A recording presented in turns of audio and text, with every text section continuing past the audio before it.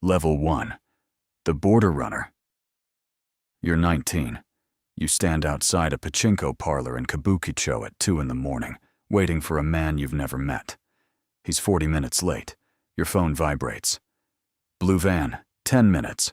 Bring cash. You walk 3 blocks to a parking garage. The van is already there, engine running. The driver doesn't look at you. You climb in the back. Between cardboard boxes of counterfeit watches, wrapped in plastic and duct tape, are 12 Norinco Type 54 pistols. Chinese copies of Soviet copies of a Browning design. You hand over 800,000 yen. He drives you 4 blocks and stops. Get out. You carry 2 shopping bags that weigh more than they should. This is how it starts. Small transactions. Handguns that crossed the Sea of Japan on fishing boats. Weapons that fell off manifests in Vladivostok or Busan.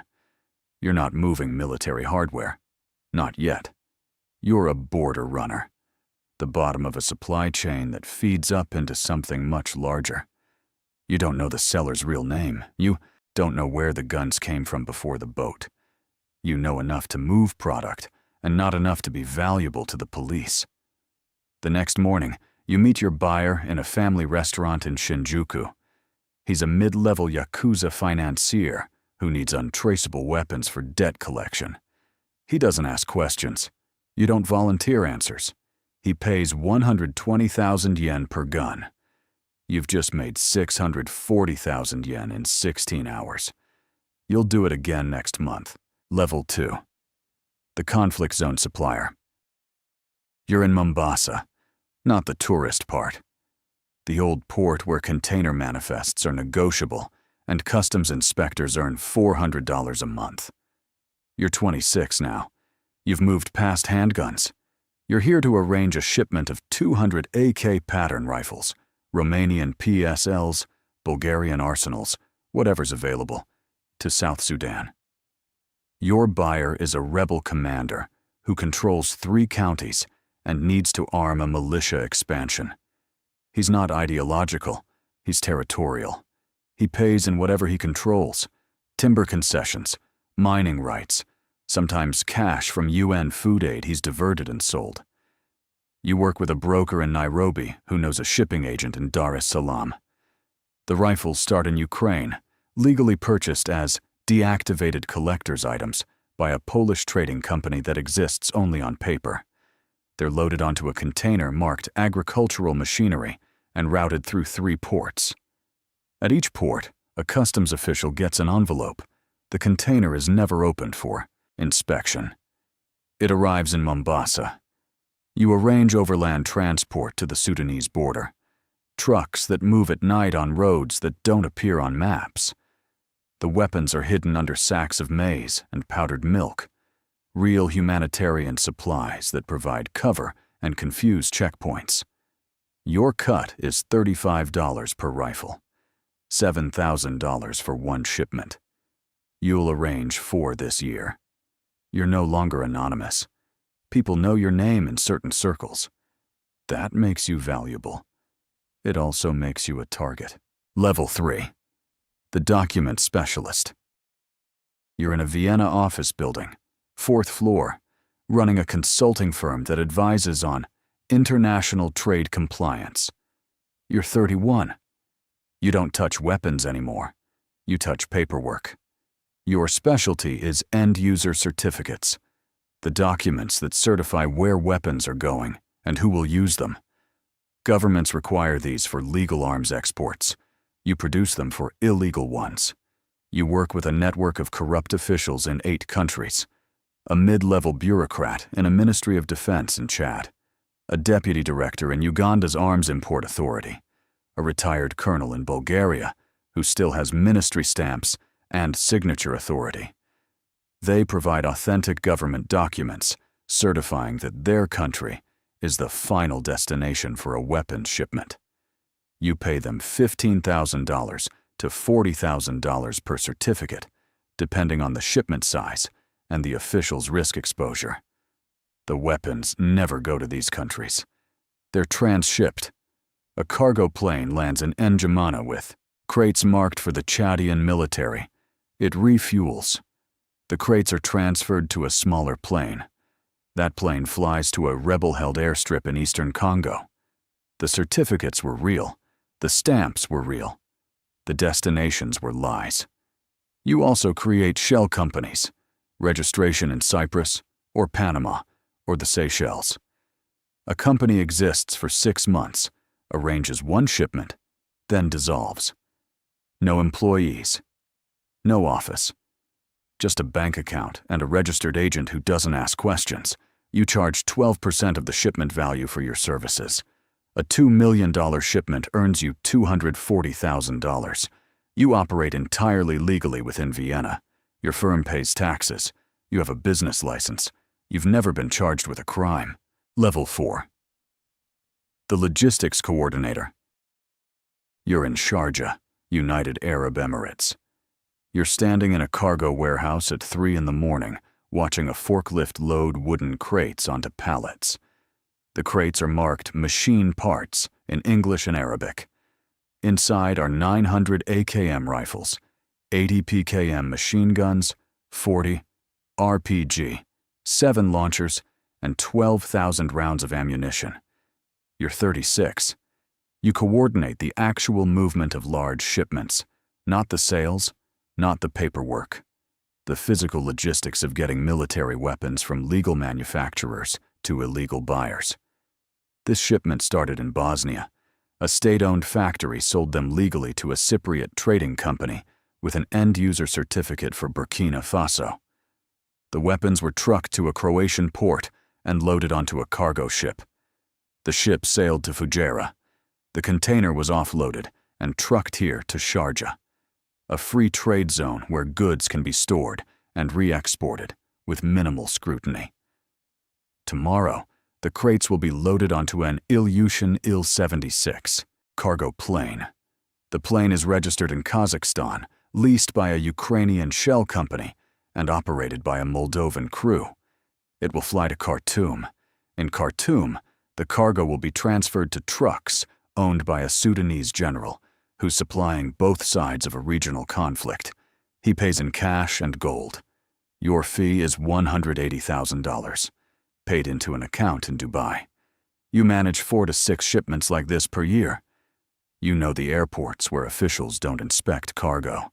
You know the flight crews who don't ask questions. You know the routes that avoid radar coverage over the Red Sea and the Horn of Africa.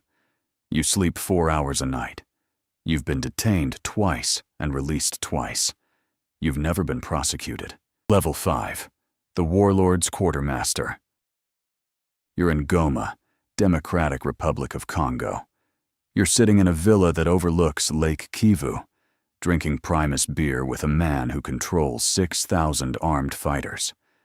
He calls himself a general. The UN calls him a warlord.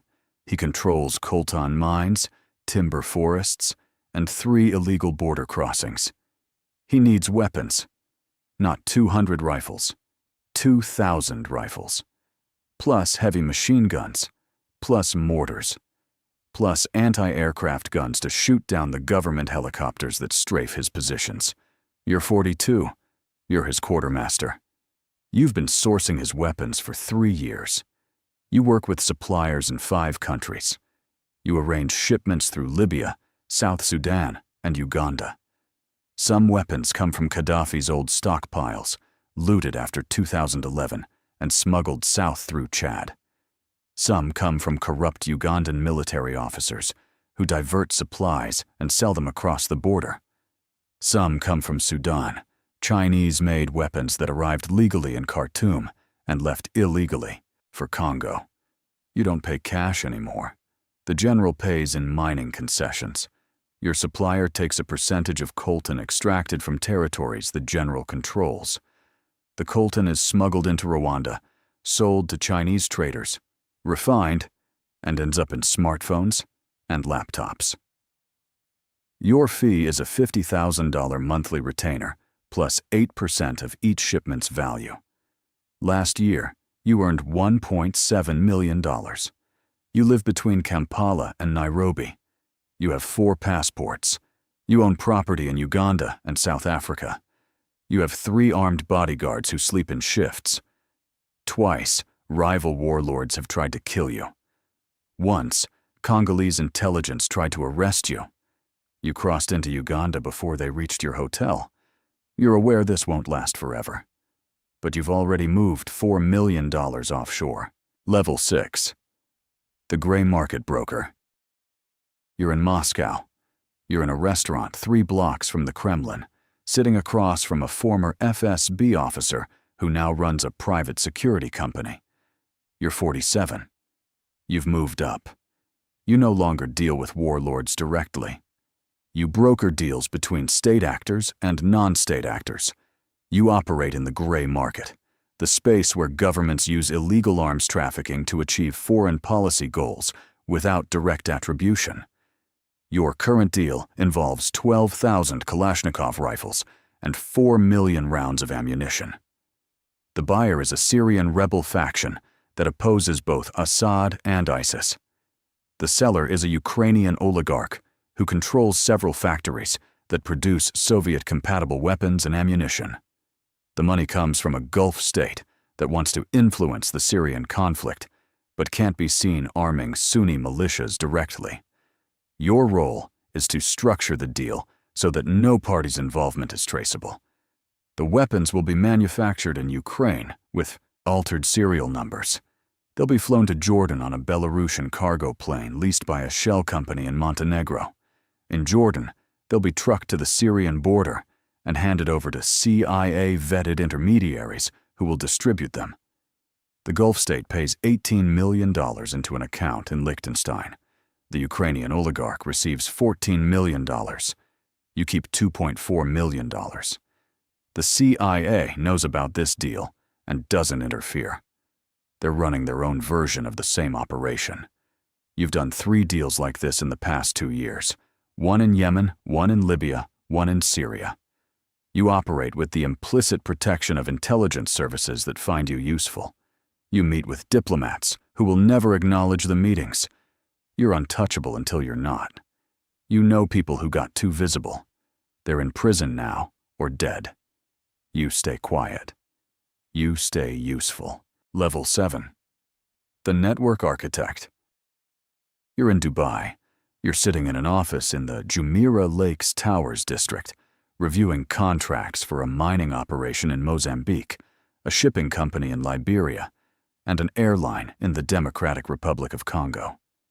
You don't traffic weapons anymore. You own the infrastructure that traffickers use. You're 53. You control a network of front companies, cargo airlines, shipping routes, and financial channels that move weapons, minerals, oil, and cash across 3 continents. Your airlines fly legitimate cargo 60% of the time. The other 40% is weapons, conflict diamonds, smuggled gold, and cash. Your shell companies hold mining concessions in 6 countries. Some of those concessions are real. Some are covers for money laundering. You've structured your network so that no single transaction is illegal enough to prosecute, and no single company is traceable to you. You own nothing directly. Everything is held through proxies, nominees, and offshore trusts. You employ lawyers in London and Zurich who specialize in asset protection and plausible deniability. You've been investigated 4 times by 3 different governments. None of the investigations led to charges.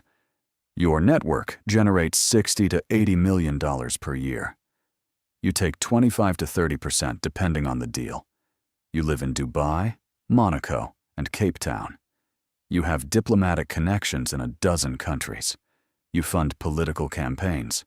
You're invited to embassy parties. You donate to charities. You're respectable. On paper, you're a successful businessman in logistics and natural resources.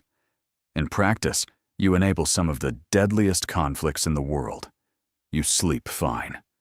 You tell yourself you're not pulling triggers. You're just moving products between people who want to buy and people who want to sell.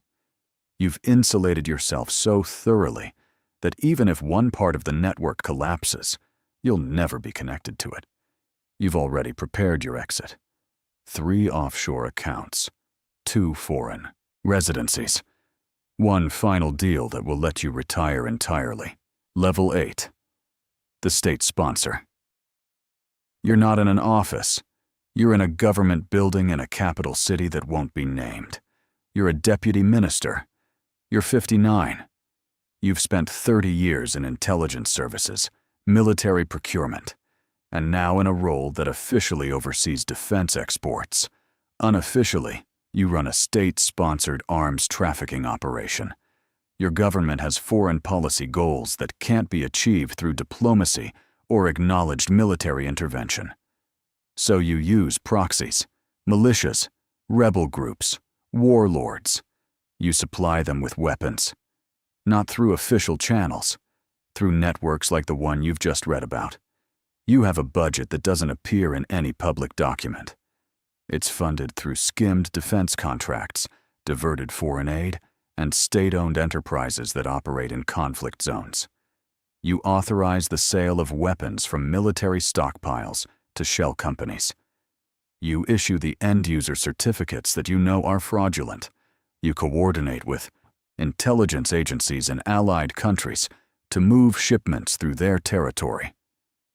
Last year, your operation moved 18,000 rifles, 400 machine guns, and 60 anti-tank weapons to 3 different conflict zones. The goal was to destabilize a rival government, support a friendly faction, and secure access to mineral resources. It worked. The rival government fell. Your country's mining companies moved in. Officially, your government condemned the violence and called for peace. Unofficially, you armed the people who caused it. You've done this in 6 countries over the past decade. You've never been exposed. The journalists who investigated you had their visas revoked or their sources arrested. You're protected by state secrecy laws and diplomatic immunity. You'll retire in 3 years with a state pension and consulting contracts with defense companies. You'll write a memoir that omits everything that matters. You'll die respected and honored, and someone else will take your job. Level 9, the cycle. You've reached the end. The illegal arms trade isn't a pyramid. It's a web. The border runner in Kabukicho is connected through 15 intermediaries to the deputy minister who authorized the original export. Every person in the chain believes they're insulated. Most of them are wrong. Some go to prison. Some get killed by rivals or clients. A few make enough money to disappear. But the network doesn't collapse. It adapts. When one broker is arrested, another takes their place. When one shipping route gets shut down, another opens. The weapons keep moving because the demand never stops. Warlords need guns. Rebels need guns. Governments need plausible deniability. And there's always someone willing to provide it for the right price. Somewhere right now, a 22-year-old is standing outside a bar in Lagos, waiting for a text message. He doesn't know what he's getting into. He thinks it's quick money for a small risk. He has no idea he's stepping into a machine that's been running for decades and will keep running long after he's gone. His phone vibrates. Blue car, 10 minutes. Bring cash.